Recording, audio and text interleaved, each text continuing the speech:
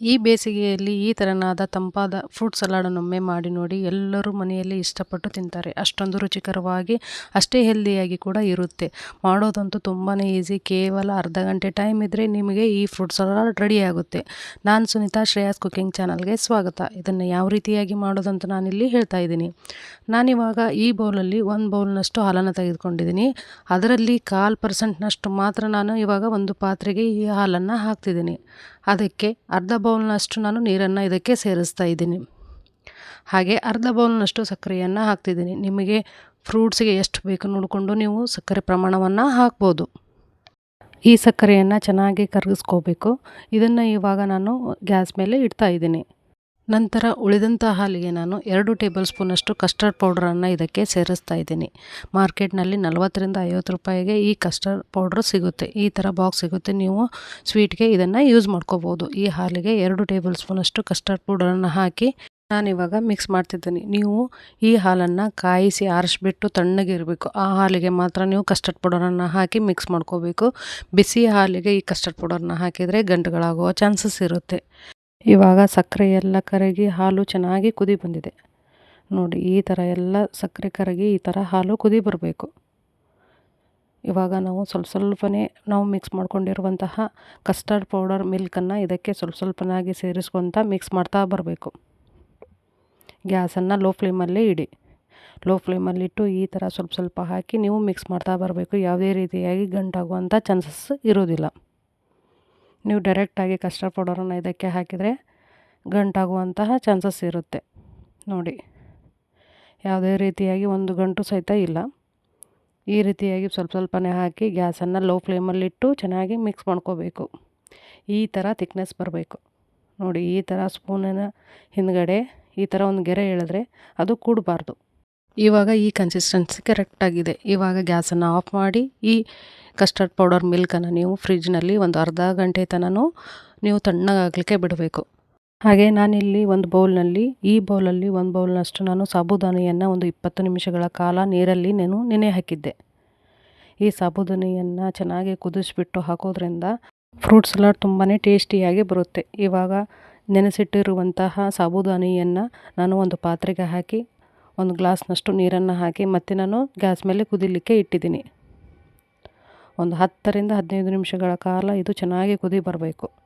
ಹೊರಗಡೆ ನೀವು fruit salad ತಿನ್ನೋದಕ್ಕಿಂತ ಅದೇ ದುಡ್ಡಿನಲ್ಲಿ ನೀವು ಹಣ್ಣನ್ನು ತೊಗೊಂಬಂದು ಮನೆಯಲ್ಲಿ ಮಾಡಿದರೆ ಎಲ್ಲರೂ ತಿಂತಾರೆ. ಅಷ್ಟೊಂದು ರುಚಿಕರವಾಗಿ ಅಷ್ಟೇ ಹೆಲ್ದಿಯಾಗಿ ಕೂಡ ಇರುತ್ತೆ.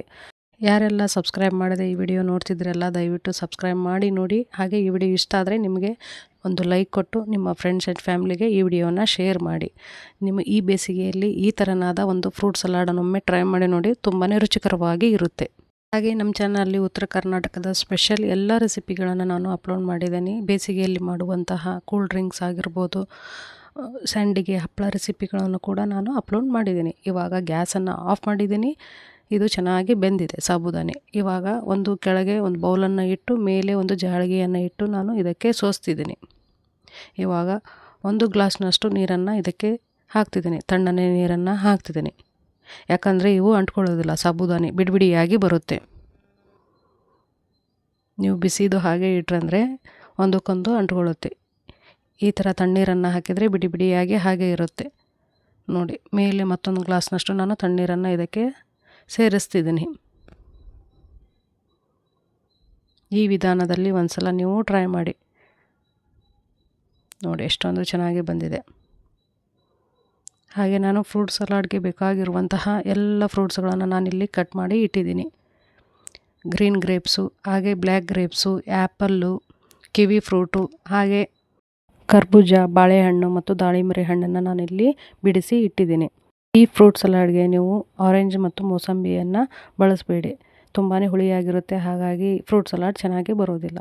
ಅವೆರಡು ಹಣ್ಣನ್ನು ಬಿಟ್ಟು ಉಳಿದಂತೆಲ್ಲ ಹಣ್ಣನ್ನು ನೀವು ಬಳಸಿ. ಬಾಳೆಹಣ್ಣು ಮತ್ತು ದಾಳಿಂಬೆ ಹಣ್ಣು, ಆ್ಯಪಲ್ ಮಸ್ಟ್ ಆ್ಯಂಡ್ ಶುಡ್ ಆಗಿ ಇದ್ದರೆ ಭಾಳನೇ ರುಚಿಯಾಗಿರುತ್ತೆ. ನಾನಿಲ್ಲಿ ಒಂದು 2 ಟೇಬಲ್ ಸ್ಪೂನಷ್ಟು ಸಬ್ಜಾ ಸೀಡ್ಸನ್ನು ಒಂದು 10 ನಿಮಿಷಗಳ ಕಾಲ ನೆನೆ ಇಟ್ಟಿದ್ದೆ. ಅದು ಕೂಡ ಚೆನ್ನಾಗಿ ನೆಂದಿದೆ. ಇವಾಗ ಒಂದು ಬೌಲ್ಗೆ ನಾನು ಎಲ್ಲ ಫ್ರೂಟ್ಸ್ಗಳನ್ನು ಇದಕ್ಕೆ ಸೇರಿಸ್ತಿದ್ದೀನಿ. ಈ ವಿಧಾನದಲ್ಲಿ ಒಂದು ಸಲ ಟ್ರೈ ಮಾಡಿ. ಸೂಪರಾಗಿ ಬಂದಿರುತ್ತೆ. ಮಕ್ಕಳಿದ್ದರೆ ಮನೆಯಲ್ಲಿ ಈ ಥರನಾಗಿ ಮಾಡಿಕೊಡಿ. ಈ ಬೇಸಿಗೆಯಲ್ಲಿ ಕೂಲಾದ ಫ್ರೂಟ್ ಸಲಾಡ್ ರೆಡಿಯಾಗಿರುತ್ತೆ. ನಾವು ಕಟ್ ಮಾಡಿರುವಂಥ ಎಲ್ಲ ಹಣ್ಣನ್ನು ಇದಕ್ಕೆ ಸೇರಿಸಿ ಇವಾಗ ಸಬ್ಜಾ ಸೀಡ್ಸ್ ಅಂದರೆ ಕಾಮಕಸ್ತೂರಿ ಬೀಜವನ್ನು ನೆನೆಸಿಬಿಟ್ಟು ಇದಕ್ಕೆ ಹಾಕ್ತಿದ್ದೀನಿ. ಹಾಗೆ ಸಾಬುದಾನಿಯನ್ನು ನಾವು ನೋಡಿ ಯಾವ ಥರ ಬಿಡಿ ಬಿಡಿಯಾಗಿದೆ. ಸಾಬುದಾನಿಯನ್ನು ಕೂಡ ಇದಕ್ಕೆ ನಾನು ಸೇರಿಸಿದ್ದೀನಿ. ಇದನ್ನು ಒಂದು ಸಲ ಚೆನ್ನಾಗಿ ಮಿಕ್ಸ್ ಮಾಡ್ಕೋಬೇಕು. ನಾವು ಸಕ್ಕರೆ ಪ್ರಮಾಣವನ್ನು ಅರ್ಧ ಬಾಟಲ್ನಷ್ಟು ಮಾತ್ರ ಹಾಕಿದ್ದೆ, ಯಾಕಂದರೆ ಬನಾನಾ ಮತ್ತು ಆ್ಯಪಲ್ ಎಲ್ಲ ಹಣ್ಣುಗಳಲ್ಲಿ ಸ್ವೀಟಿನ ಅಂಶ ಇದ್ದೇ ಇರುತ್ತೆ. ಇವಾಗ ಇದನ್ನು ಫ್ರಿಜ್ನಲ್ಲಿಂದ ಹೊರ ತೆಗೆದು ಇದಕ್ಕೆ ನಾನು ಸೇರಿಸ್ತಿದ್ದೀನಿ. ನೀವು ಅರ್ಧ ಗಂಟೆ ತನಕ ಫ್ರಿಜ್ನಲ್ಲಿಟ್ಟು ಇದನ್ನು ಈ ಫ್ರೂಟ್ಸ್ಗೆ ಸೇರಿಸಿದರೆ ತುಂಬಾ ಕೂಲಾದ ಫ್ರೂಟ್ ಸಲಾಡ್ ರೆಡಿಯಾಗುತ್ತೆ. ನೋಡಿ ಈ ಥರ ಒಂದು ಸಲ ಚೆನ್ನಾಗಿ ಮಿಕ್ಸ್ ಮಾಡ್ಕೋಬೇಕು. ಹಾಗೆ ತಣ್ಣಗಿರುವಂತಹ ಒಂದು ಅರ್ಧ ಬಟ್ಲು ಹಾಲನ್ನು ಇದಕ್ಕೆ ನಾನು ಸೇರಿಸ್ತಿದ್ದೀನಿ. ನೀವು ಇದಕ್ಕೆ ಡ್ರೈ ಫ್ರೂಟ್ಸ್ ಸಹಿತ ಆ್ಯಡ್ ಮಾಡ್ಕೋಬೋದು. ನೋಡಿ ಎಷ್ಟೊಂದು ಈಸಿಯಾಗಿದೆ. ನೀವು ಈ ಥರ ಒಂದು ಸಲ ಮನೆಯಲ್ಲಿ ಟ್ರೈ ಮಾಡಿ. ಹಾಗೆ ನಮ್ಮ ಚಾನಲಲ್ಲಿ ಹಾಲಿನ ಪುಡಿಯಿಂದ ಮಾಡಿದ ವೆನಿಲ್ಲಾ ಐಸ್ ಕ್ರೀಮ್ ಹಾಗೆ ಕುಲ್ಫಿ ಐಸ್ ಕ್ರೀಮ್ ರೆಸಿಪಿಯನ್ನು ನಾನು ಅಪ್ಲೋಡ್ ಮಾಡಿದ್ದೀನಿ. ಪ್ಲೇಲಿಸ್ಟಲ್ಲಿ ಐಸ್ ಕ್ರೀಮ್ ರೆಸಿಪಿ ಅಂತ ಇದೆ, ದಯವಿಟ್ಟು ನೋಡಿ ನಮ್ಮ ಚಾನಲನ್ನು ಸಬ್ಸ್ಕ್ರೈಬ್ ಮಾಡ್ಕೊಳ್ಳಿ. ಇವಾಗ ಎಲ್ಲ ಚೆನ್ನಾಗಿ ಮಿಕ್ಸ್ ಆದಮೇಲೆ ಇವಾಗ ಫ್ರೂಟ್ ಸಲಾಡ್ ರೆಡಿಯಾಗಿರುತ್ತೆ ತಿನ್ನಲಿಕ್ಕೆ. ನೀವು ಒಂದು ಸಲ ಮನೆಯಲ್ಲಿ ಖಂಡಿತವಾಗಿ ಟ್ರೈ ಮಾಡಿ, ಹೇಗಿದೆ ಅಂತ ಕಮೆಂಟ್ ಸೆಕ್ಷನಲ್ಲಿ ಮರೆಯದೆ ತಿಳಿಸಿ. ಮತ್ತೆ ನಾನು ಹೊಸ ರೆಸಿಪಿಯೊಂದಿಗೆ ನಿಮ್ಮನ್ನು ಭೇಟಿಯಾಗ್ತೀನಿ. Watching for my videos. Keep Shreyas cooking channel. Thank you.